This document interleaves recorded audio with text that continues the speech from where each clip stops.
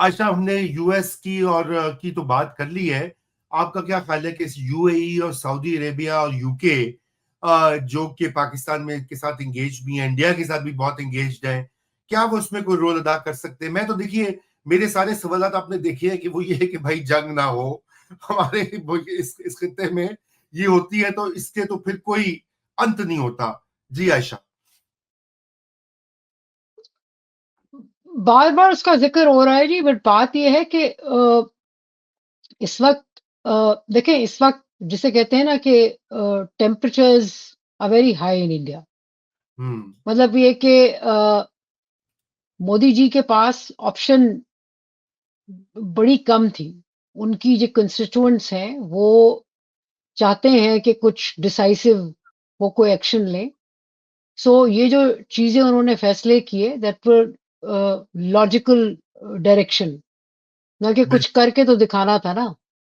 ہاں جی. کیونکہ اتنے 14-15 سالوں میں آپ نے یہ بھی بتایا کہ ہم طاقتور ہیں, تو کچھ تو کر کے بتاتے, جو کہ کیا. کچھ تھوڑے تھوڑے جسے کہتے ہیں نا رستے بھی چھوڑ دیے. دیکھیں بات یہ ہے کہ یہ وہ چیزیں ہیں جو کہ زیادہ یہ انڈین گورنمنٹ کی اس وقت بتاتی ہیں غصے کا اظہار ہے, but does it really affect Pakistan? Because کتنے لوگ تھے جو کہ ریلیجس ٹورزم کے لیے جا رہے تھے, یا علاج کے ویزے, ہارڈلی ساکھ کے ویزے, کوئی پاکستان کو دیٹ وے فرق نہیں پڑتا. پانی کو جو ڈائیورٹ کرنے کا ہے وہ ایک لانگ ٹرم ہے, اور امید یہی ہے کہ 10-15 سالوں میں کوئی گفتگو شروع ہو ہی جائے گی, ہونی چاہیے گفتگو کم از کم. اور کسی فورم پہ بیٹھ کے, اب یہ نہ پوچھیں کہ وہ کون سا فورم ہوگا, پروڈیوس ہوگا کوئی فورم, کیونکہ اس وقت انٹرنیشنلی کوئی ایسا ایکٹر نہیں ہے جو کہ کھڑے ہو کے دونوں کو کہہ سکے کہ بھائی بندے کے پتر بنو, اور یہ معاملے جو ہیں بیٹھو گفتگو کرو یا گفتگو کروائے.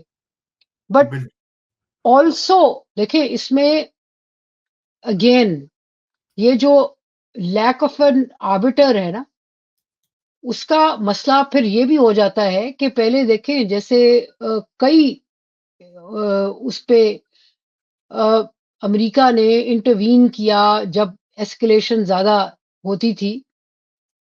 اب وہ والا تو رہا نہیں کہ کوئی انٹروین کرے, ٹرمپ صاحب انٹروین کریں. سو کمپلیکیشنز بڑھ گئی ہیں, اور اس وقت جو بدمزگی ہوئی ہے یا اس وقت جو بٹرنس ہے, وہ اس کی جو سائیڈ سٹوری ہے وہ یہ ہے کہ اب گلوبل انوائرمنٹ جو ہے وہ ایسی نہیں ہے جو کہ آپ کو روک سکے جیسے کہ پہلے روکتی تھی. جی اچھا, بس عائشہ آخری میں نے آپ سے سوال کرنا اور پھر آپ سے اجازت لیں گے, ناظرین سے بھی. یہ امین اسماعیل ہمارے ویور ہیں ریگولر, وہ کہہ رہے ہیں کہ I have a question for Dr. Aisha. She just mentioned that Pakistan believes India is involved in the Balochistan insurgency. Does she believe too? اور پھر وہ کہہ رہے ہیں کہ جو انڈیا کی پاکستان کے اندر انوالومنٹ ہے بلوچستان میں وغیرہ, اس کے اوپر کیا وہ کہیں گی؟ جی عائشہ. دیکھیں انسرجنسیز جب ہوتی ہیں, یہ اگین خیال میں امین اسماعیل صاحب آپ کے پہلے پروگرامز میں بھی میں نے ان کو دیکھا ہے, وہ آتے ہیں تو انہوں نے سنا ہوگا میری بات اس پہ. دیکھیں انسرجنسی میں سارے آپ کے جو ریجنل اسٹیٹس جو ہوتی ہیں وہ بالکل ان کی انوالومنٹ ہوتی ہے. سو اس کا مطلب یہ نہیں کہ انڈیا لڑ رہا ہے وہ وار, وہ انسرجنٹ خود سیک آؤٹ کرتے ہیں سورسز سپورٹ. بالکل. تو دیٹ وے انوالومنٹ, لیکن لڑائی جو ہے, اور یہ نہیں کہ وہ انسٹیگیٹ کر رہے ہیں کہ ہاں لڑو, انٹیلیجنس شیئرنگ ہوتی ہوگی, ٹریننگ میں کوئی ہیلپ کرتے ہوں گے, تو دیٹ انوالومنٹ میں بھی دے. I mean, I'm not ruling that out at all.